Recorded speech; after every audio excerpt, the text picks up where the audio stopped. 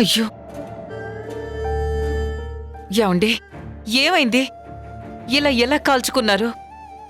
అసలు మీరెక్కడికి వెళ్ళారు?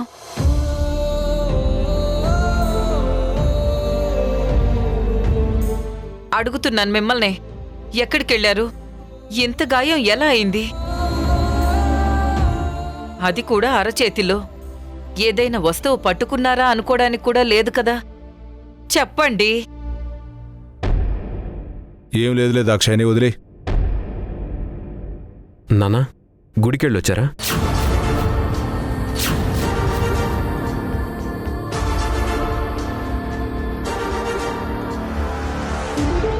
చెప్పు నాన్న, గుడికెళ్ళావా? నీ చేతిలో కర్పూరం పెట్టుకొని వెలిగించుకున్నావా? రేయ్, ఏం మాట్లాడుతున్నావురా? అవునమ్మా, చేతిలో కర్పూరం పెట్టుకుని వెలిగించుకుంటేనే ఇలా అవుతుంది. ఇంతకుముందు యశోద కూడా పాపకేం కాకూడదని ఇలాగే ఒకసారి వెలిగించుకుంది. చెప్పు నాన్న, ఇప్పుడు కర్పూరం చేతిలో పెట్టుకుని వెలిగించుకొని మరీ దేవుణ్ణి వేడుకోవాల్సిన అవసరం ఏం వచ్చింది?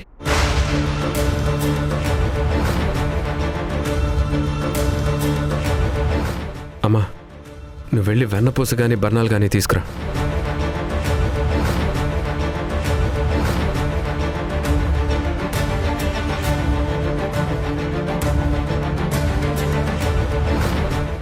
ఇటివమ్మా.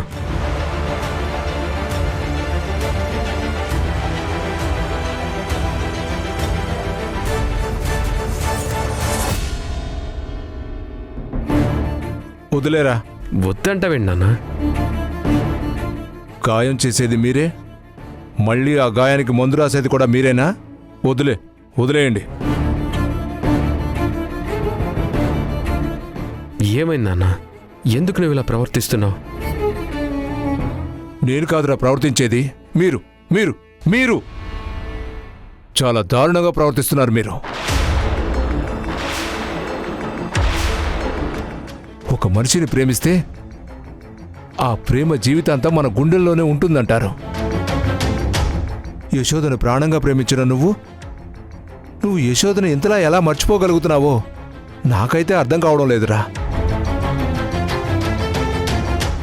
రంగురాయిని వజ్రం అనుకొని ఇంట్లో తెచ్చిపెట్టుకున్నావు. వజ్రాన్ని అవసరం లేని రాయిగా బయటపడేస్తున్నారు.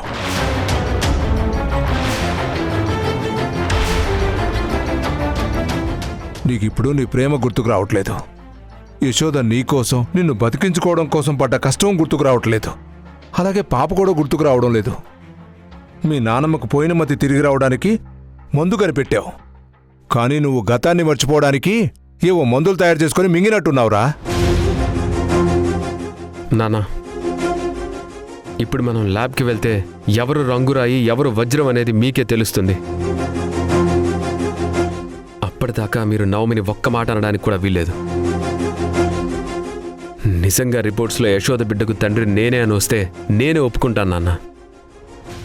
అప్పుడు నువ్వు చెప్పకుండానే నేను నవమికి దూరం అవుతాను.